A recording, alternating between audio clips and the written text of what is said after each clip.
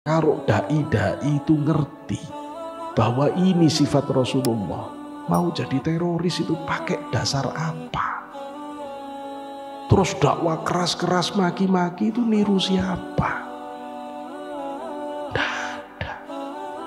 Kecuali dia tidak paham Rasulullah. Kalau dia tidak paham Rasulullah bisa, tapi kalau orang paham Rasulullah tidak bisa. Lembut-lembutnya orang, halus-halusnya orang, sesopan-sopannya orang, seadab-adabnya orang Rasulullah. Sehingga kalau tidak punya keadaban, tidak punya kelembutan, tidak punya kehalusan hati, jangan ngaku niru Rasulullah dulu dah, biar tidak hancur Islam gara-gara itu.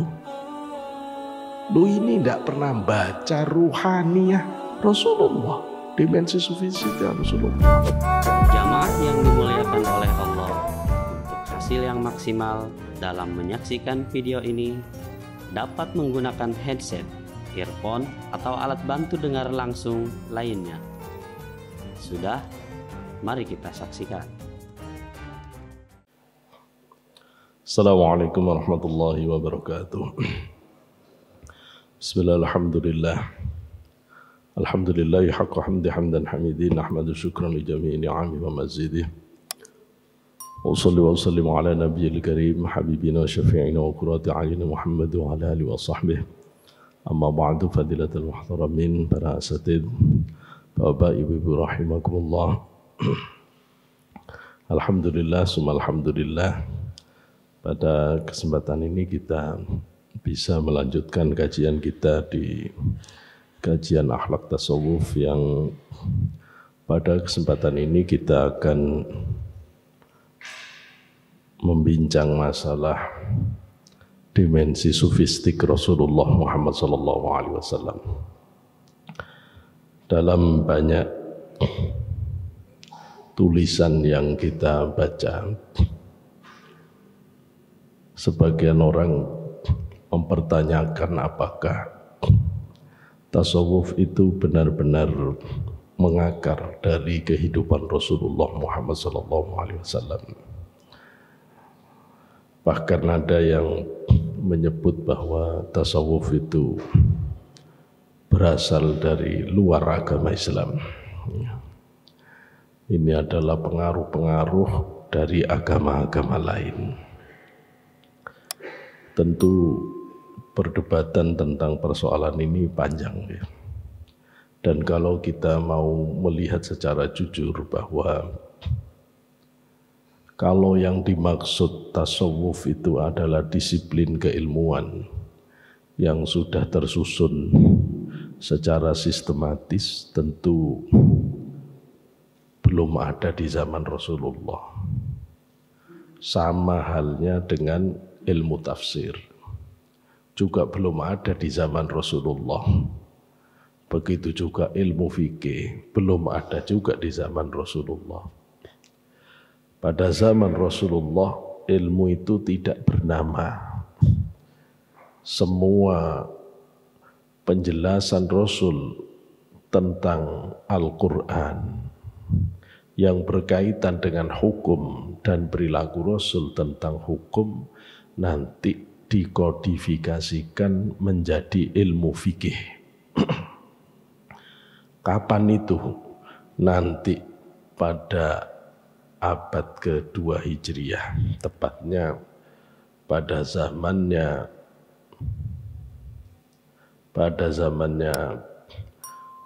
imam-imam besar, ya, Imam Hanafi, Imam Malik, Imam Syafi'i, dan Imam Ahmad bin Hanbal. Sebelumnya, meskipun kita mengenali ada ulama-ulama besar di level tabi'in yang ahli fikih, ya, misalnya Sufyan bin Uyainah. Sufyan bin Uyainah ini gurunya Imam Syafi'i, termasuk Sufyan Ats-Tsauri yang mazhabnya juga diikuti oleh Imam Syafi'i. Sayyidina Ali dengan seluruh murid-muridnya yang berada di Kufah, menjadi mazhab Kufah yang kemudian mengalir ke mazhab Hanafi. Imam Malik yang tinggal di Madinah dan merangkum semua tata kehidupan ubudiyahnya masyarakat Madinah yang jumlahnya ribuan, terdiri dari sahabat dan putra-putri sahabat yang masuk kategori tabi'in. Itu juga dijadikan sebagai rujukan di dalam menentukan bagaimana tata ibadah di samping dari Quran hadisnya. Maka ini semuanya menjadi disiplin ilmu yang kita kenal dengan fikih. Kodifikasinya itu adalah fikih. Itu terjadinya ya nanti. Maka kalau orang mengatakan bahwa tasawuf itu tidak ada zaman Rasulullah, ya jawabannya fikih juga nggak ada, tafsir juga nggak ada, hadis pun belum bernama, gitu ya. Hadis pun belum bernama. Zaman Rasulullah itu ya semua orang ikut Rasulullah. Bagaimana Rasulullah sholat ya ikut, bagaimana Rasulullah puasa ya ikut, apa yang dicontohkan Rasulullah dalam adab keseharian diikuti semuanya. Jadi sahabat tidak memerlukan identitas, tapi substansinya sudah langsung dijelaskan dan dilakukan oleh Rasulullah Muhammad SAW. Nah, kita sendiri faham, bahkan Quran sekalipun itu zaman Rasulullah juga belum ada bukunya. Belum ada bukunya. Pengajaran Quran itu ya talaqi musafahah. Ya diajari sahabat itu oleh Rasulullah, suruh ngafalin, ya diafalin, ya begitu.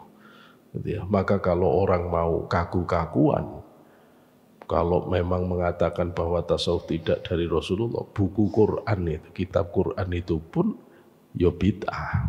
Ya. Kalau kita mau jujur mengatakan pada saat Sayyidina Umar menyampaikan idenya tentang pembukuan Quran kepada Sayyidina Abu Bakar, yang pertama kali dikatakan oleh Abu Bakar adalah ma hadhil bid'ah. Bid'ah dari mana? Rasul tidak pernah nyuruh mengkodifikasikan Quran, mengumpulkan Quran, kok kamu ngumpulin? Ini bid'ah. Kata Sayyidina Umar, jangan bid'ah-bid'ah dulu, pikirkan. Sahabat yang ahli Quran satu persatu meninggal. Kalau catatan-catatan Quran yang ada di tangan sahabat dulu tidak dikumpulkan, bahaya ke depan. Sayyidina Abu Bakar tafakkur sebentar dan kemudian menyetujui. Menyetujui, tidak ngomong bid'ah lagi. Kemudian dipanggil Sekretaris Jenderal Rasulullah, Zaid bin Sabit, dipanggil, diberi tugas untuk memimpin pengumpulan dokumen penulisan Al-Quran yang dilakukan oleh sahabat di hadapan Rasulullah. Apa kata Zaid bin Sabit?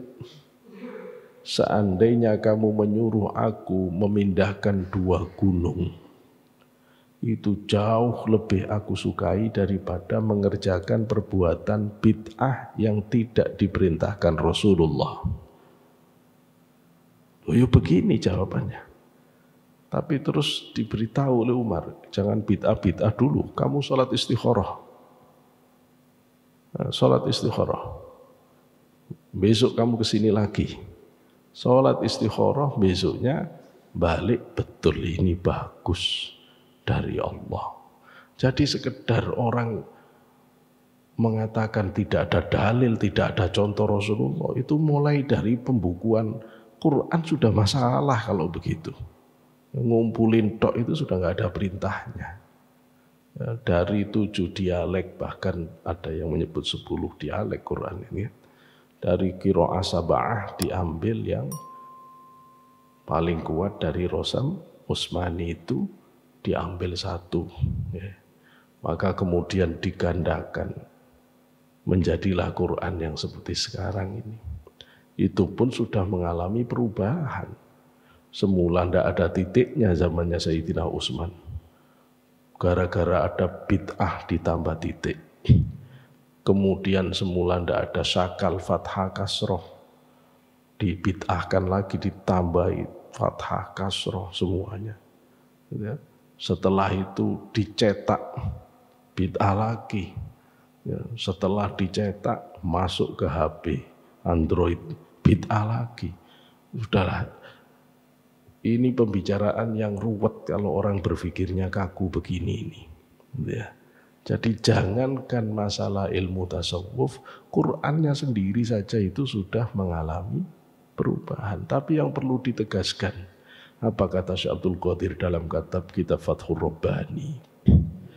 Tulisannya itu memang kreasi manusia, tapi Qur'annya tetap firman Allah. Ya, tetap firman Allah. Tetap qadim. Tetap qadim. Nah, karena itu kita jadi mengerti. Hadis itu tidak ada yang berani, Pak. Sahabat itu nulis hadis itu tak berani. Sampai Sayyidina Abu Bakar itu sebenarnya sudah nulis kitab-kitab nulis hadis dari hadis-hadis Rasulullah yang dia dengar. Ya, yang dia dengar. Tapi kemudian begitu dia mendengar Rasulullah menyatakan la taktubu anni ghairal Qur'an. Jangan sampai kamu tulis dari aku kecuali Quran. Dibakar oleh Abu Bakar kitab hadis. Maka kalau kita bertanya kenapa ya kok tidak ada kitab hadis yang ditulis sahabat? Apa sahabat itu semua nggak bisa nulis? Bisa. Karena ada warning keras dari Rasulullah, jangan nulis kecuali Quran. Wah, akhirnya dihafal aja. Dihafal saja. Kapan orang berani nulis Quran? Nanti pada periode Umar bin Abdul Aziz. Beliaulah yang memulai penulisan Al-Quran. Hadis. Penulisan Al-Quran zaman Utsman dikumpulkan zaman Abu Bakar. Hadis nanti penulisannya di zaman Umar bin Abdul Aziz. Baru setelah hadis muncul ilmu-ilmu lain, nanti ada ilmu fikihnya, usul fikihnya. Baru kemudian setelah berjalan fikih, orang kok jadi kaku. Tidak tahu spiritualitas yang ada di dalam fikihnya. Disitulah ulama kemudian menegaskan tentang spiritualitas agama, tasawuf. Nah, jadi kalau ini mau dilihat semuanya dari Rasulullah. Tidak ada penjelasan tentang agama ini yang tidak dari Rasulullah. Ya, kalau kemudian ada sebagian mengatakan, itu tasawuf itu kerahiban dipengaruhi oleh Nasrani. Kalau orang itu paham, Islam itu tidak terputus dari agama sebelumnya. Ya. Di dalam fikih ada istilah syar'um man qablana. Ada syariat umat terdahulu yang tetap dipakai. Ayo, Bapak biasa puasa Ayyamul Bid. Tanggal 13, 14, 15. Puasanya siapa? Puasanya Nabi Adam. Jadi yang namanya puasa tanggal 13, 14, 15 itu bukan puasanya zamannya Rasulullah, dari Nabi Adam. Loh ya. Sehari puasa, sehari tidak puasa. Puasanya siapa? Nabi Dawud. Gitu loh, Nabi Dawud. Jadi ada syariat Nabi terdahulu yang tetap Allah pakai sampai zaman Rasulullah dipakai. Sekarang zikir la ilaha illallah, la ilaha illallah. Memang Nabi Adam tidak zikiran la ilaha illallah. Nah terus siapa Tuhannya Nabi Adam?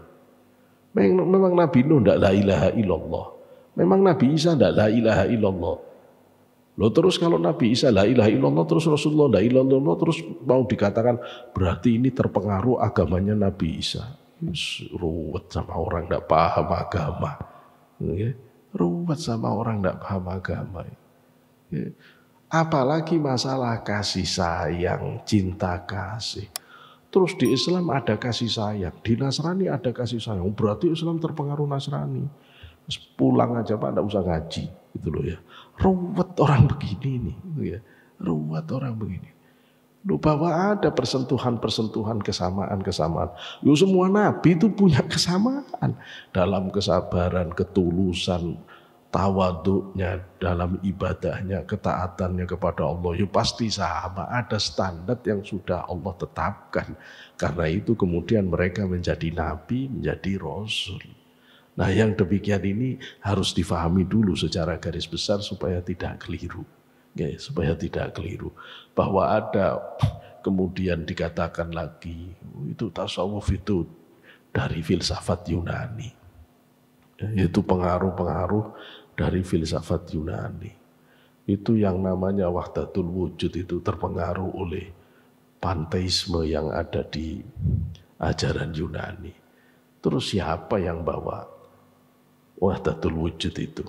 Ibnu Arabi, ya, Ibnu Arabi. Nah terus mana buktinya Ibnu Arabi belajar filsafat? Tidak ada. Siapa guru filsafatnya Ibnu Arabi? Tidak ada. Mana buku yang dibaca oleh Ibnu Arabi tentang filsafat? Tidak pernah baca buku filsafat. Lu terus terpengaruh dari mana? Itu loh ya. Lu yang begini ini kan kadang-kadang ya lucu. Terus penjelasan tentang fana bakok dari Abu Yazid Al-Bustami. Lu di mana ini persentuhannya? Nggak ketemu. Ini pengalaman batin yang dimunculkan oleh ulama-ulama besar kita. Nanti kita akan sampai ke sana. Tapi kita akan lihat dari Rasulullah hari ini. Bagaimana sebenarnya dimensi sufistiknya Rasulullah. Di dalam kajian tasawuf, misalnya di dalam kitab Falsafatus Sufiyah, Masadiruha wa Tarikhuha yang ditulis oleh Dr. Abdul Qadir. Dulu waktu Cak Nur masih sugeng, Cak Nur itu seneng ngutip ini. Ya, kitab ini menjadi kitab yang rujukan utama Cak Nur kalau ngomong tentang tasawuf. Ya, memang ini kitab induk di dunia Islam kalau mau melihat kesejarahan dan ajaran pokok di tasawuf. Sama ada satu kitab lagi namanya Nas'atut Tasawuf fil Islam. Ya. Perkembangan tasawuf di dunia Islam ditulis oleh Dr. Ibrahim Basuni. Nah di kitab ini dijelaskan bahwa Rasulullah itu pimpinannya qudwatul mutasawwif, qudwatus sufiyah. Rasulullah itu pimpinannya para sufi, pimpinannya para sufi. Sekarang kita mau lihat, kalau kita baca dari kitab Dalailun Nubuwah, ya, dalam hal taubat misalnya, siapa yang lebih istimewa taubatnya dari Rasulullah? Tidak pernah punya salah, dijamin oleh Allah, tidak diampuni semua kesalahan masa lalu dan masa depannya, tapi masih tidak pernah lepas dari istighfar, minimal 70, 80, 100 setiap hari. Coba. Kurang nyufi apa ini? Tidak punya salah kok sudah diridhoi Allah kok. Itu loh ya. Rasulullah, kadang orang begini. Nah, itu zikiran lama-lama. Rasulullah itu tidak pernah zikiran lama-lama. Ini tidak paham lagi. Zikir itu ada tingkatannya Pak. Zikir yang pakai ada zikir lisan, itu zikir paling dasar. Diajarkan Rasulullah kepada Sayyidina Ali. Waktu Sayyidina Ali bertanya, ini ada dua riwayat, ada yang dari Sayyidina Ali, ada yang dari sahabat yang lain, dan pertanyaannya sama. Sahabat yang lain lebih detail mengatakan Rasul, Inna syara'i al-Islam qad kasurat. Rasul, syariat Islam ini banyak banget. Kalau saya harus laksanakan semuanya kok kerepotan saya. Ya, kerepotan saya. Bisa enggak kamu tunjukkan satu yang itu kalau aku amalkan selamat saya dunia akhirat? Apa kata Rasulullah? Biasakan lisanmu, jangan sampai lisanmu berhenti dari terbasahi oleh kalimat zikrullah. Ya. Kalau Sayyidina Ali enggak, ketika bertanya Rasul, apa jalan paling cepat, paling mudah, untuk wusul ilallah, sampai ke hadirat Allah. Langsung oleh Rasulullah dijabat tangannya. Pejamkan matamu. Kemudian Rasulullah terpejam matanya, Sayyidina Ali terpejam matanya, jabat tangan. Kemudian Rasulullah mengucapkan La ilaha illallah 3 kali. Sayyidina Ali ngikuti mengucapkan 3 kali. Inilah bai'at thariqah. Nanti Sayyidina Ali bai'at putranya Hasan Husain. Hasan Husain bai'at putranya Ali Zainal Abidin. Ali Zainal Abidin bai'at Muhammad Bakir. Muhammad Bakir bai'at Imam Ja'far Shadiq. Imam Ja'far Shadiq bai'at Musa Al-Kadhim. Musa Al-Kadhim bai'at Ali Ridho. Ali Ridho bai'at Ma'ruf Al-Karhi. Terus ini sampai ke Syekh Abdul Qadir Al-Jilani. Di Syekh Abdul Qadir Al-Jilani muncul nama beliau jadi Qadiriyah. Mosok gak paham gitu loh ya. Terus siapa Syekh Abdul Qadir ini? Dari bapak keturunan Hasan ke-13. Dari ibu keturunan Husain ke-12. Cer Rasulullah. Oke. Nanti cara zikir yang diajarkan oleh Syekh Abdul Qadir diamalkan oleh keturunan Rasulullah yang ada dari Maroko, namanya Sayyid Imam Kutub Abu Hasan Ali Asyadzili. Abu Hasan Ali Asyadzili kemudian mendapatkan kasyaf lebih dari Allah, memperbaiki sisi-sisi yang lebih modern. Kalau Syekh Abdul Qadir lebih kuat gaya, lebih mengutamakan orang miskin dari orang kaya. Tapi kalau Abu Hasan Ali Asyadzili lebih menjelaskan bagaimana tasawuf itu berdamai dengan kehidupan modern.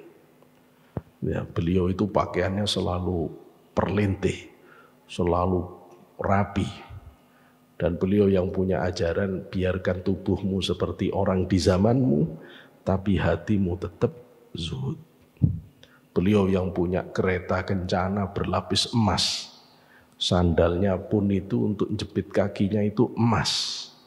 Ya. Sehingga kemudian ini lebih dianggap lebih bisa untuk diikuti oleh orang-orang dengan tasawuf modernnya. Loh, ini kemudian nanti menjadi ajaran Syadziliyah. Tapi mbok torekot apa saja dasarnya sama. Zikirnya yuk tetap la ilaha illallah, Allah, Allah. Mau Qadiriyah, mau Satariyah, mau Sistiyah, mau Idrisiyah, mau Kholwatiyah, mau Naksabandiyah, Qadiriyah sama. Kalau ditarik sumbernya pasti zikir jahar ketemu Ali. Kalau zikir Allah, Allah, Allah, Allah di dalam hati diajarkan oleh Rasulullah secara khusus kepada Sayyidina Abu Bakar. Terutama ketika di Gua Thur, Abu Bakar ketakutan. Gua Thur itu bukan gua Pak, cuma begini doang. Ya. Sementara musuh melihat dengan jelas mestinya. Terus bagaimana? Diajari oleh Rasulullah zikir khafi, zikir sirri di dalam batin dengan mata terpejam, lidah dilipat ke atas, kemudian batin mengucapkan Allah, Allah, Allah, Allah. Lu terus ada orang ndak mau zikiran begini, terus mau zikir opo, gitu loh ya. Terus bilang bahwa zikir yang dianut oleh orang torekot itu bid'ah. Sekarang saya balik, kamu zikiran niru siapa? Gurumu siapa? Kalau di torekot dia bisa nyebut gurunya sambung sampai ke Rasulullah. Sementara yang ngomong orang torekot itu bid'ah, saya tanya, terus dia belajarnya dari siapa? Pasti putus itu. Pasti putus. Zikiranmu model begitu itu siapa yang ngajari? Ya saya baca di kitab hadis. Dari kitab hadis sudah cukup. Apa orang bisa belajar agama hanya baca kitab terus dipraktekin? Nggak ketemu siapa yang ngajarin? Nggak bisa. Bisa orang jadi dokter terus beli buku-buku kedokteran terus langsung buka praktek? Ya nggak bisa. Agama ini harus diajarkan secara talaki, harus bersambung dengan sanadnya. Apalagi dalam persoalan batin. Bedah zahir saja itu harus ada guru sambung, harus ada yang senior bimbing, apalagi ngomong bab batin. Buka alam gaib, ketemu alam jin, alam setan, terus tidak ada gurunya. Ya insya Allah, tidak kemana-mana pasti, kata para ulama, orang yang tidak punya guru dalam hal ruhaniyah, pasti gurunya setan, gurunya iblis. Belum lagi kita sudah paham bahwa iblis ini pengalaman ruhaniyahnya itu sudah pernah jadi wali. Iblis itu pernah jadi pimpinan para malaikat, pernah tinggal bersama malaikat. Iblis itu pernah dirubah oleh Allah menjadi malaikat dari awalnya bangsa jin, kemudian dirubah, diberi 2 sayap menjadi Azazil. Pernah disuruh menjadi penjaga surga. Jadi kalau iblis itu disuruh nyesatin amatir-amatir yang sok sufi-sufi, terlalu gampang bagi iblis. Terlalu iblis. Iblis itu dengan setan itu sudah siap dengan seluruh kamuflase pengalaman ruhaniyah. Sehingga kalau orang tidak memiliki sandaran guru dan relasi spiritual, tidak ada jaminan orang itu bisa selamat di dalam pergerakan ruhaniyahnya. Ini yang dijelaskan oleh Rasulullah di dalam hadis ar-ruh junudum mujannadah. Ruh itu seperti pasukan yang berpasukan. Tidak bisa sendiri kita ke Allah, harus ada partnernya. Harus ada partnernya yang bisa memverifikasi apakah perjalanan ini benar atau tidak benar. Nah, mau lihat apa lagi di Rasulullah tentang sisi tasawufnya, kezuhudan. Pak Rasulullah itu dalam hal kezuhudan. Zuhud itu artinya benci dunia. Ini tidak ngambil dunia. Sekarang tunjukkan ke saya, di mana rumah Rasulullah? Rumahnya Rasulullah itu di mana? Yang Bapak lihat sekarang ini, yang menjadi makam Rasulullah, itu rumah Aisyah. Itu hujrah Aisyah. Yang ada dulu di samping Madinah itu adalah kamar-kamar istri Rasul. Yang kamarnya Rasulullah mana? Tidak ada. Tidak ada. Padahal kamarnya juga tidak gede. Coba Bapak searching di Google. Ayo, bentuknya kayak apa? Sangat sederhana. Sangat sederhana. Tidak ada barang mahal yang kemudian jadi tinggalan Rasulullah. Mana ada Gucci mewah? Tidak ada. Tidak ada apa-apa di rumah Rasulullah. Tidak ada apa-apa. Dan itu pun rumah Aisyah. Kamarnya paling 3x3, terus ada untuk kedepannya itu sekitar 4x4 lah. Itulah itu sudah rumahnya Aisyah. Itu rumahnya Aisyah. Ya Allah, sangat sederhana. Rasulullah itu punya baju bagus, punya jubah yang mahal, hadiah dari masyarakat Yaman, kata Abdullah ibnu Abbas. Waktu Abdullah ibnu Abbas itu ngeledekin orang-orang Khawarij yang sok seperti Rasulullah. Rasulullah itu meskipun punya baju mahal, tapi Rasulullah seringnya pakai baju sederhana yang disebut dengan libasus suf, baju dari wol kasar. Dan itu pakaian semua nabi. Kita bisa baca di kitab Luma, yang ditulis oleh Syekh Abu Nasar As-Sarat At-Tusi, yang menyatakan bahwa pakaian yang selalu dipakai oleh Rasulullah, para sahabat, dan Nabiullah Isa dan nabi-nabi terdahulu adalah wol kasar. Wol kasar itu pakaian jelek kalau zaman dulu. Orang-orang Khawarij ini sok niru Rasulullah secara zahir. jubahnya kumal-kumal dari wol kasar. Maka ditantang oleh Abdullah ibnu Abbas, beliau datang untuk mendebat prinsip-prinsip yang salah dari orang-orang Khawarij yang mengkafirkan Sayyidina Ali dan lain-lain dengan memakai jubah mahal, jubah bagus mahal. Apa kata orang-orang Khawarij? Apa-apaan kamu ini, orang Islam bajunya kok bagus banget. Kata Abdullah ibnu Abbas, apa kamu tidak tahu kalau Rasulullah juga punya jubah dari Yaman? Diam, diam. Tapi Rasulullah itu tetap sangat sederhana. Di dalam kitab Dalailun Nubuwah dijelaskan Rasulullah itu belum pernah ada emas yang bermalam di rumahnya. Ayo Bapak cari data. Pernah ada emas 1 gram nginep di rumah Rasulullah? Tidak pernah. Tidak pernah. Wong Rasulullah mau sholat, ingat emas ada di rumahnya, cepet-cepet diambil, disedekahkan. Rasulullah pernah khutbah, ceramah. Ya, di tangannya ini baru dapat hadiah cincin emas. Itu begini dilihat yang namanya baru dikasih. Oleh Rasulullah langsung dibuang. Ganggu aja terus. Ganggu aja. Memang ada sekarang kiai yang katanya sunnah Rasul itu niru Rasul, HP-nya bagus, ganggu langsung dibuang gitu. Enggak ada. Sayyidah Fatimah, dia pakai kalung emas. Putri Rasul itu yang tidak diperkenankan pakai emas, Sayyidah Fatimah. Tapi kalau yang lain boleh. Rasanya Rasul sudah tahu memang keturunannya akan lahir dari Fatimah. Fatimah ini dididik secara berbeda oleh Rasulullah. Diajari kesuhutan yang lebih hebat daripada putri yang lain.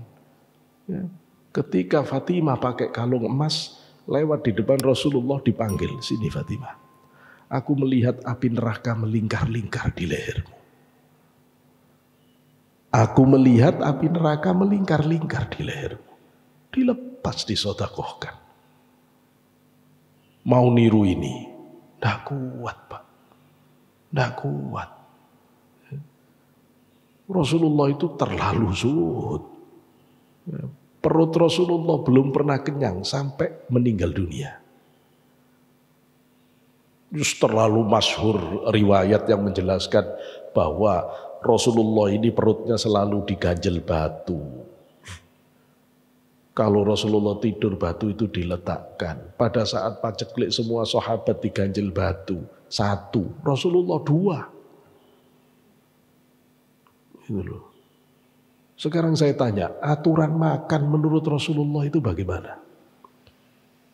Rasulullah itu makan hanya menegakkan tulang punggung. Kalau tidak sanggup baru sepertiga perut. Sepertiga perut itu sudah pilihan kedua. Sepertiga makan, sepertiga minum, sepertiga napas. Lu kita sampai tidak bisa napas. Itu loh ya. Karena isinya makanan semua.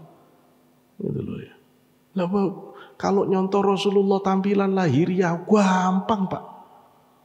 Rasulullah rambutnya sekian, Rasulullah jenggotnya sekian, itu gampang. Ayo sampean laparo terus. Itu repot. Udah lapar, tidak bisa dipamerin, tidak bisa diupload. Itu loh ya. Nyontoh-nyontoh Rasulullah yang lebih substantif, yang lebih tinggi derajat uswah hasanahnya, yang lebih mahal secara pengaruh batinnya. Itu lebih canggih, lebih berat. Lebih berat. Jadi Rasulullah lapar terus. Sayyidah Aisyah di dalam Sahih Bukhari menjelaskan, selama berkeluarga dengan Rasulullah belum pernah 3 hari berturut-turut kenyang. Tidak pernah. Dan pernah dalam 3 purnama 2 bulan rumah tangga Rasulullah, kata Sayyidah Aisyah, tidak menemukan apapun untuk dimasak kecuali aswadain. Aswadain cuma kurma sama air putih. Mau apa Bapak nyebut terus ini? Padahal Rasulullah belum jadi nabi. Malaikat Israfil turun, ada malaikat Jibril juga menawarkan, Muhammad kamu mau diangkat jadi nabi. Allah menawarkan mau jadi nabi kaya raya kayak Nabi Sulaiman, atau mau nabi yang seperti apa kamu? Israfil udah siap kalau Rasulullah bilang ya mau jadi nabi kaya, gunung-gunung dirubah jadi emas semua untuk Rasulullah. Tapi apa kata Rasulullah? Allahumma hyini miskinan wa amitni miskinan wa ba'asni fi zumratil masakin. Hidupkan aku dalam keadaan miskin, matikan aku dalam keadaan miskin, kumpulkan aku bersama orang-orang miskin. Doyopo Sayyidina malaikat Jibril waktu Rasulullah mau milih itu ngasih isyarat, jangan sampai milih kaya, jangan sampai milih kaya. Dan Rasulullah miskin itu bukan pilihannya dia, pilihannya dia. Makanya kalau kemudian Rasulullah sampai di akhir hayatnya tidur di atas pelepah kurma, tapi Rasul itu bukan miskin yang karena tidak punya rizki, bukan. Rasul itu rizkinya nggak karu-karuan banyaknya, tapi selalu dibagi. Rasul pernah ngasih pimpinan suku 2 lembah domba, kasih semua. Gitu loh ya. Rasul tidak pernah ada harta yang kemudian mengikat dirinya, tidak pernah. Tidak pernah. Itu sudah mau bilang apa Bapak? Kalau tidak mbahnya zuhud. Ayo. Kita kan nyontoh Rasulullah kalau yang enak-enak, giliran yang gak enak-enak kita pura-pura gak tahu sejarahnya, pura-pura gak ngerti hadisnya, gitu loh ya. Giliran masa berbagi kita pura-pura gak tahu. Rasulullah sangat hebat. Mana pernah Rasulullah makan terus bareng-bareng sahabat terus Rasul makan sendiri enak, yang sahabat cuma ngeliatin, gak pernah. Kalau Rasulullah makan pasti sahabat dibagi, selalu dibagi oleh Rasulullah. Rasulullah selalu membagi. Bahwa Rasulullah pada akhir hayatnya itu kaya raya dalam artian baitul mal itu sudah banyak kekayaannya, ya, karena seluruh jazirah Arab sudah dikuasai oleh Rasulullah dan umat Islam. Tapi Rasul tidak enak-enakan, tidak enak-enakan. Ini yang biasanya dicontoh oleh para alim ulama, terutama yang ahli tasawuf, betapapun kaya raya dia tetap ngambil sederhana. Betapapun kaya raya sederhana. Maka kita bisa lihat misalnya seperti Abu Yatim Yati Pandeglang, Allahumma filah kutasallahu sirrah. Betapapun kaya Abu Ya itu, ternyata sawahnya setahu saya di Ashabul Maimanah itu ya dekat Tirtayasa itu hampir satu desa itu punya anak Abu Ya. Waktu saya tanya, tapi saya belum konfirmasi ke keluarga Abu Ya. Cuma dari masyarakat sana. Itu kaya, tetapi ya enggak terus dipakai glamor, itu enggak, secukupnya saja. Ya, tapi kalau kurban Abu Ya enggak kurang dari 9 kerbau, setiap kurban 9 kerbau. Loh ya, orang kita itu tidak kaya cuma di rumahnya mobilnya, giliran kurban ya kambing 1. Itu bukan kaya, kikir gitu ya. Itu kikir gitu loh ya. Tidak ada yang dikorbankan. Kaya itu kayak Sayyidina Abu Bakar, kayak Sayyidina Abu Bakar, Sayyidina Umar dan Utsman dan lain-lain. Mau dilihat dari apanya? Kesabaran. Kalau kita lihat dari makom, tobat, warok. Rasul itu warok. Rasul tidak pernah mau makan makanan yang terlalu nikmat. Sudah banyak hadis yang menjelaskan Rasul kalau ketemu makanan enak dipinggirkan oleh Rasul. Kenapa? Takut makanan yang terlalu nikmat ini ganggu koneksi batinnya dengan Allah. Kalau kita enggak, kita kejar makanan paling enak ini di mana, gitu loh ya. Sampai makan lupa bismillah, waduh itu kita. Rasul enggak mau, gitu ya, enggak mau. Ya. Dari sisi kesabaran, siapa yang lebih hebat sabarnya dari Rasulullah? Enggak ada, Pak. Enggak ada, gitu loh ya. Kita ingat misalnya di akhir surat Taubat ini. Allah sampai muji-muji Rasulullah itu. A'udzu bisyaitonir rajim. Laqad ja'akum rasulun min anfusikum azizun 'alaihi ma 'anittum harisun 'alaikum bil mu'minina raufun rahimun. Allah itu muji dengan sifat Allah sendiri yang dipakai untuk menyebut sifat Rasulullah. Ya, semuanya digunakan sifat mubalaghah, bentuk superlatif. Ya. Allah menyebut sifat Rasulullah itu pertama aziz. Loh itu. Aziz itu Allah. Tapi ini dipakaikan ke Rasulullah. Azizun alaihi ma'anittum. Harisun alaikum bil mu'minin. Raufun. Rahimun. Bayangkan. Allah sendiri menyematkan sifat yang setara dengan sifat yang dipakai untuk Allah sendiri. Bukan untuk mensifati makhluk. Itu loh ya. Kalau cuma menyebut orang penyayang dalam bahasa Arab itu namanya Rahimun. Roknya harus panjang. Karena ikut wazan fa'ilun. Rahimun. Tapi kalau Rahim, itu orang yang penyayangnya tidak pernah lagi tidak penyayang. Itu terlalu istimewa untuk ukuran manusia. Dan Allah berikan itu untuk Rasulullah. Rauf, Rahim, tidak Raifun, Rahimun. Tidak begitu Allah nyebutnya. Itu saking hebatnya. Kalimat ini dibuktikan oleh para malaikat. Waktu kisah Rasulullah ketemu malaikat penguasa gunung Malakul Jibal. Waktu Rasulullah dakwah di Taif, 19 hari Rasulullah dakwah berdua dengan sahabat. Itu satu pun tidak ada orang mau dengerin Rasulullah. Bayangkan, dakwah tidak ada orang dengerin, udah berhari-hari ke pasar, ke sini, tidak ada yang tertarik. Dakwah Rasulullah. Setelah sudah tinggal di Taif, tidak ada yang tertarik, Rasul pamit mau pulang. Tapi ketika mau pulang, dihadang oleh masyarakat Taif. Enak saja pulang. Udah jelek-jelekin Tuhan kita. Dilempari batu Rasulullah. Dilempari batu Rasulullah. Saat Rasulullah lari ke sana dilempar batu, lari sana dilempar batu oleh masyarakat Taif, Allah turunkan malaikat Jibril dan malaikat penguasa gunung. Nah, saat itu malaikat Jibril mengatakan, Muhammad ada salam dari Allah. Aku datang bersama malaikat penguasa gunung. Dia tidak boleh melakukan apapun kecuali atas izinmu.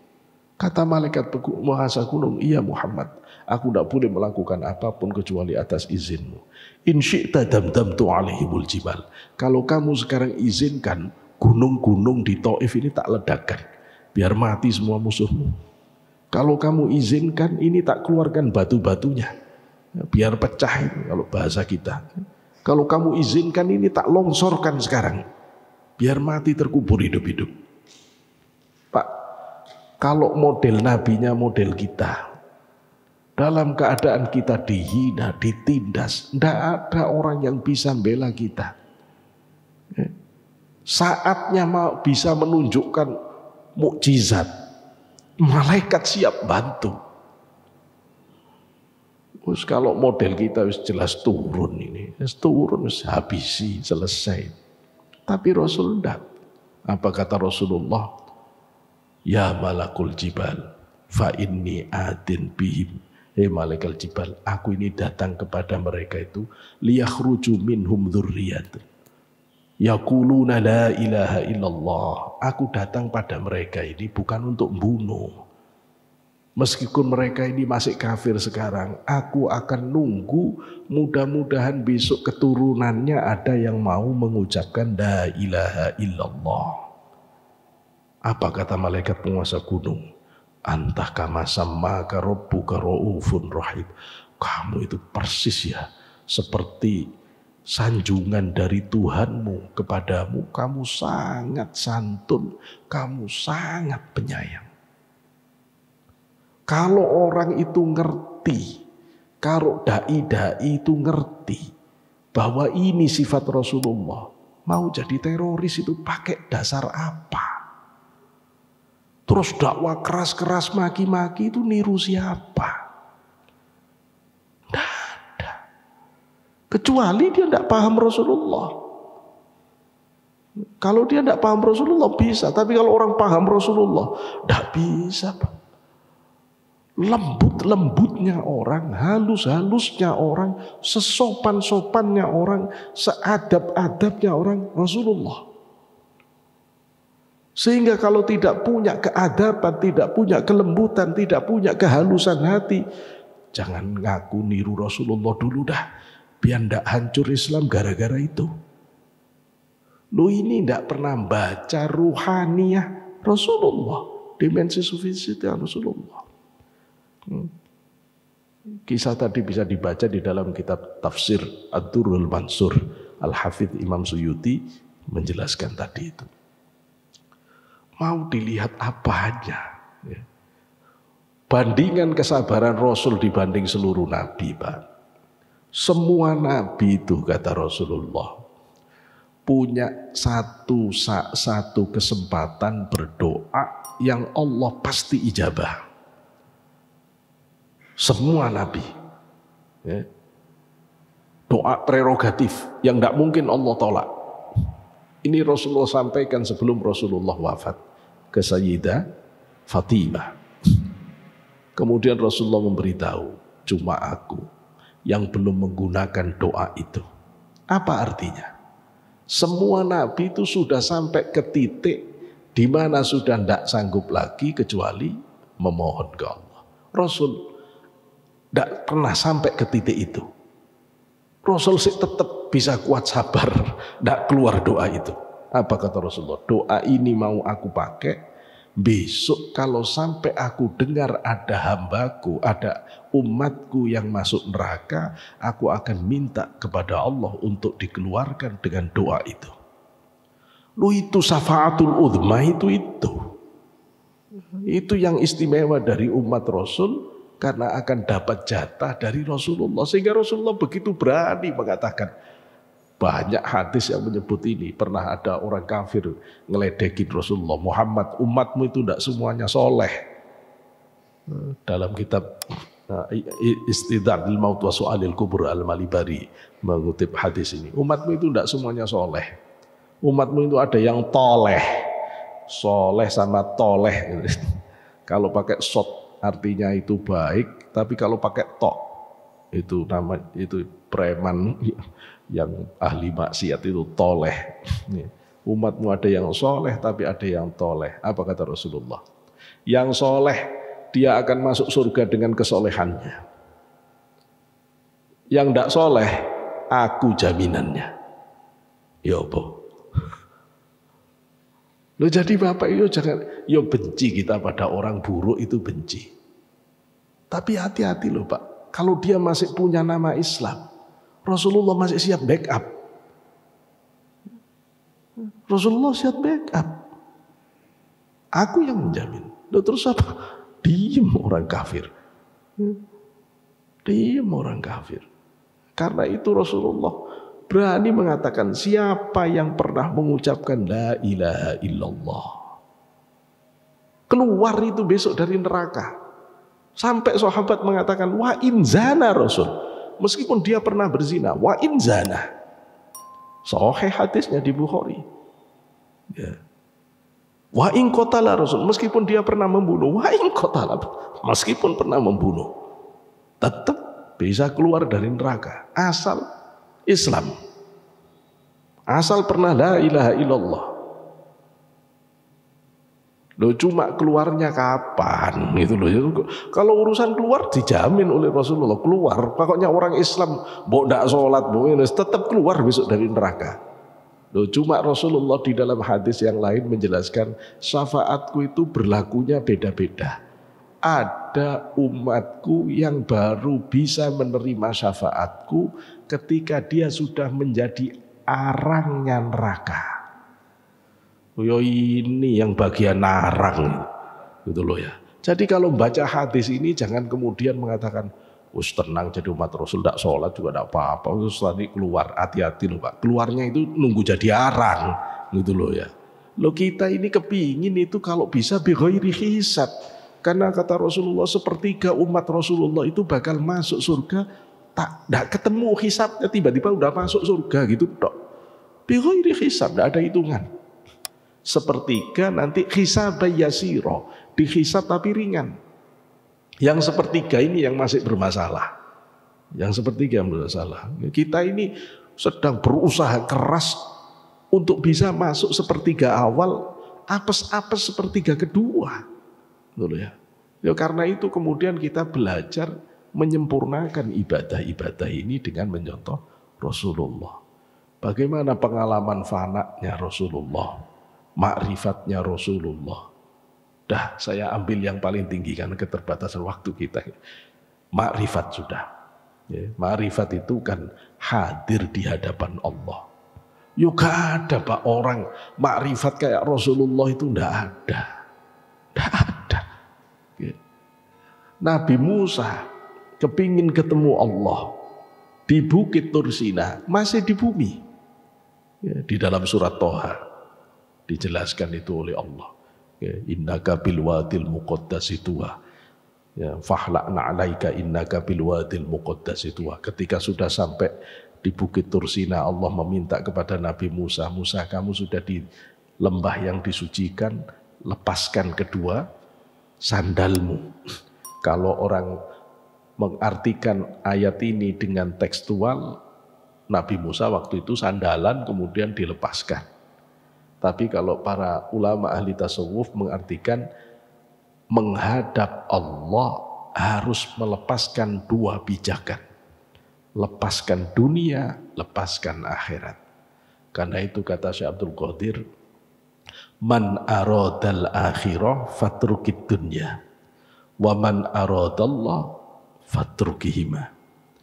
Siapa yang kepingin akhirat harus berani ngorbankan dunia. Kepingin akhirat, kepingin surga, kepingin punya istana, masjid butuh sumbangan, diem tok. Madrasah sedang dibangun, gak nyumbang. Terus istana bapak dari mana? Ya harus berani mengeluarkan harta di jalan Allah. Siapa yang kepingin akhirat, dia harus berani korban dunia. Siapa yang berani, siapa yang menginginkan hadir di hadirat Allah, dia harus putuskan relasi batin, bukan zahir. Putuskan kaitan batin dengan dunia akhirat supaya bisa khusyuk Allah saja batinnya. Itu. Maka Nabiullah Musa kemudian minta ketemu Allah. Allah sudah beritahu tidak mungkin bisa Musa. Karena konstruk ruhani Nabi Musa tidak disiapkan secara bahan untuk sanggup ketemu Allah langsung. Tidak kuat. Tapi Nabi Musa itu Nabi sangat jenius. Ya tetap penasaran. Akhirnya oleh Allah ditajalikan, ditampakkan nur Allah, cahaya Allah, bukan Allah. Ya. Cahaya Allah ke Bukit Tursina. Kemudian oleh Allah ditampakkan nur itu ke Bukit Tursina. Allah memberi syarat. Kalau Bukit Tursina nanti tetap utuh, kamu bisa ngelihat aku. Tapi kalau Bukit Tursinanya hancur, ya kamu tidak bisa. Coba, wong yang kepingin ngelihat Allah Nabi Musa, tidak dilihatkan Allah cuma nur, itu pun tidak ke Nabi Musa. Malah ke Bukit Tursina nurnya. Kalau bapak itu orangnya suudzonan, pasti sampean akan mengatakan, Allah ini gimana sih? Wong yang kepingin lihat aku kok malah ditampakkan ke ke bukit. Tapi Bapak ngerti enggak, begitu nur ini falamma tajalla, nur ini nampak, bukit itu hancur, Nabi Musa pingsan. Bapak bisa bayangin kalau nur ini langsung ke Nabi Musa belum siap, ya bisa mati mendadak, tidak kuat menerima kebesaran yang Allah hadirkan. Lu ini di dunia. Nanti setelah itu Nabi Musa mengalami kekuatan rohani. Setelah 30 hari Allah minta Nabi Musa khalwat di Bukit Tursina, ditambah 10 hari jadi 40 hari Nabi Musa khalwat di Bukit Tursina. Ini ditiru oleh semua sufi. Karena itu para sufi, para wali senengannya gunung-gunung. Ya karena Rasulullah ke gunung, ya, Nabi Musa ke gunung. Tapi kalau Bapak bukan tipe wali besar ya enggak usah ke gunung ya tamasya saja. Itu orang yang ke gunung ini harus ada syarat, Pak. Sudah ngerti jin, ngerti setan, bisa bedakan mana jin, mana setan. Kalau orang belum apa-apa sudah ke gunung, gurunya, dan harus atas perintah guru mursyid. Enggak boleh berangkat sendiri. Kalau berangkat sendiri pasti setan. Pasti setan. Enggak akan bisa bedakan ini jin apa setan. Ini malaikat apa jin apa setan, sudah tahu. Sudah tahu ada jin yang ngaku malaikat, percaya saja. Nggak ngerti bedanya. Itu bahaya sekali kalau begini. Nah, jadi coba bandingkan dengan Rasulullah. Rasulullah itu diajak bertemu Allah oleh Allah. Bukan Rasulullah yang minta. Beda loh Pak. Pingin ketemu karena minta dengan pingin ketemu karena diminta. Rasulullah Allah yang ngajak ketemu, bukan Rasulullah. Sehingga dikirim makhluk surga yang namanya Buraq untuk jemput. Sehingga Allah turunkan malaikat Jibril untuk memfasilitasi. Sehingga Allah turunkan semua roh para nabi, para rasul untuk menyambut di Baitul Maqdis. Bapak bisa bayangkan gimana tingginya spiritualitas Rasulullah. Tidak di bumi Pak, naik langit 1, langit 2, sampai langit 7, sampai ke Arsy, sampai ke Sidratul Muntaha, sampai ke batas yang malaikat Jibril mengatakan Muhammad ini batas terakhir dari seluruh makhluk Allah, bahkan malaikat sekalipun tidak ada yang diizinkan oleh Allah untuk bisa melangkah lagi kecuali engkau. Di batas itu Rasulullah menghadap sendiri ke hadirat Allah. Kalau kita pegang hadis dari Abdullah ibnu Abbas, Rasul mengatakan jarakku bainal qausaini au adna, 2 busur panah atau lebih dekat dari itu. Tapi Rasul itu orang yang sangat sopan. Allah mensifati Rasulullah bertemu Allah itu mazaghul basar wa ma tagha. Rasul tidak pernah melampaui batas dalam pandangan dan ucapannya. Dan Rasul tidak pernah tergelincir dalam menggambarkan pengalaman batinnya. Tidak seperti Al-Hallaj tergelincir. Tidak seperti Siti Jenar tergelincir, tidak kuat Pak. Tidak kuat, seneng kalau terlalu hebat, tapi tidak ngomong, kuat. Tidak kuat. Kayak kita dulu baru jatuh cinta, terus tidak ngomong diem, tidak kuat. Tidak kuat. Oh, akhirnya kesini ngomong, ya itu namanya tergelincir. Rasulullah itu ibarat mobil, itu mobil paling mewah yang sangat stabil. Dengan kecepatan setinggi apapun, jalan yang geronjalan kayak apapun itu ndak ada bunyinya. Lu kayak spiritualitas kita itu mending kalau kayak Innova. Kalau spiritualitas kita ini jangan-jangan kayak bajai. Itu loh ya, bunyi belum, jalan belum, bunyi udah rame kemana, tang, jalan nggak kemana-mana. Ya Allah, zikiran belum, sudah pamer. Sholat malam belum, sudah ngomong. Katanya ketemu ini, ketemu apa? Belum jalan, belum apa-apa. Gitu loh ya. Baru ngaji ngaji 2 halaman per hari udah kayaknya paling soleh. Ya Allah, Pak, teman-teman yang ahli Quran di Krapia di mana itu sehari 10 juz, gitu loh ya. Itu, aduh, Sayyidina Utsman itu setiap siang satu Quran, malam dalam sholatnya 1/4 Quran. Loh ya opo. Imam Syafi'i 2 kali khatam siang hari itu. Jadi opo yang ngerti kelakuannya ulama-ulama dulu kayak apa, sehingga kita tidak mudah gaya. Dulu kita baru bisa qobliyah ba'diyah aja kayaknya sudah paling bisa menjalankan agama. Ya Allah, ini gara-gara tidak ngerti amalannya orang soleh ini ya begini ini. Gitu loh ya. Sudah kayak paling tinggi, ndak gitu loh ya.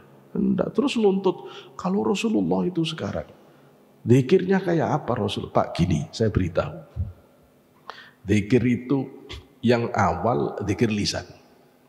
La ilaha illallah, la ilaha illallah. Kenapa Rasulullah ngajari zikir lisan? Aslinya namanya zikir itu ingat. Kalau di mulut kan bukan ingat, itu namanya nyebut. Kenapa kok Rasul ngajarinya dengan la ilaha illallah di bibir? Yang namanya ingat kan di perasaan, di pikiran. Loh iya, wong bapak ngomong la ilaha illallah aja pikirannya kemana-mana. Gitu loh ya. Batin kita belum bisa, belum ada Allahnya. Karena belum ada Allahnya harus dituntun dari bibir ini, harus nonton ke sini dulu. Illallah, la ilaha illallah, la ilaha illallah. Wong la ilaha illallah saja mulutnya tok kok ini begitu. Yo awal la ilaha illallah, la ilaha illallah tidak ada yang selain Allah kecuali Allah. Illallah, la ilaha illallah. Tapi begitu mulai ilallah, la ilaha, kepikiran, ini udah pagi, setelah ini saya mau ke sini, setelah itu lalai. Zikir ini banyak tingkatannya. Kata Syekh Mu'athaillah Sakandari, pertama orang itu zikir akan zikir ma'al ghaflah. Zikirnya sambil lalai-lalai. Enggak apa-apa. Meskipun sambil lalai-lalai. Kenapa? Karena adzikru ma'al ghaflah khairum minal ghaflah anid zikir. Buruk-buruknya orang yang zikir lalai tetap lebih bagus daripada orang yang lalai tidak pernah zikiran. Jadi tidak apa-apa, jangan menyerah kalau kita kemudian zikiran illallah, la ilaha illallah. Kok belum bisa fokus? Tidak apa-apa Pak, terusin. Saya dengan jamaah saya selalu ada zikiran ini karena pandemi kita nggak jalan. Setiap Sabtu kita zikiran pagi. Itu kalau misalnya ada zikiran, kadang sambil ngantuk tidur, biarin. Mungkin capek. Begitu zikiran la ilaha illallah, la ilaha illallah. Terus lama-lama tidak ada suaranya. Gini tok, biarin. Bagus daripada enggak. Nanti saya tunjukkan bagaimana hebatnya hadis-hadis tentang zikir itu. Orang yang ada di majelis zikir itu diampuni kok dosa-dosanya. Illallah, la ilaha illallah, la ilaha illallah. Nanti kalau sudah nyambung ke batin, kata Imam Ghazali di dalam kitab Ihya. Kalau di sini la ilaha illallah, di sini sudah bisa bunyi juga. Maka sekarang zikirnya jangan di mulut saja. Di mulut sama di hati. Illallah, la ilaha illallah. Bisa bunyi Pak. Hati itu bisa zikiran. Ayo buktikan. Kalau zikirannya cuma 100 selesai, setiap sholat 100 selesai, tidak akan pernah bisa batin Bapak zikiran. Ayo taruhan. Apalagi tidak pernah zikiran, assalamualaikum pergi, assalamualaikum pergi. Dunia tok itu hatinya. Oh, sudah kuat ngadep Gusti Allah. Betul loh ya. Ya ilallah di sini nanti. Begitu ini sudah bunyi, sekarang ini ditutup. Ganti, bukan bibir ndendik. Hati lagi, sekarang hati mimpin lisan. Baru orang itu nyetir bisa zikiran. Iramanya dari dalam. Anak-anak kita itu bukan yang di dalam hatinya bukan zikir, lagu-lagu. Yang ada di sini itu irama lagu-lagu, bukan zikir. Illallah, la ilaha illallah, la ilaha illallah. Kemudian Kalau sudah bersih pikiran ini sudah tidak goyang-goyang. Sampai kapan kita dzikiran la ilaha illallah ini selesai? Ada batasnya. Kalau hati kita, nafsu kita tidak goyang lagi. Apa cirinya nafsu goyang? Ketemu perempuan sih bingung. Kalau orang masih ketemu perempuan bingung, sih dzikirannya la ilaha illallah. Kalau ketemu orang kaya minder, la ilaha illallah. Kalau ketemu pejabat bapak sih kagum-kagum, la ilaha illallah. Kalau dunia ini masih memporak-porandakan batin, la ilaha illallah. Tapi kalau bapak sudah ketemu orang kaya, orang miskin, sama, yang penting taatnya.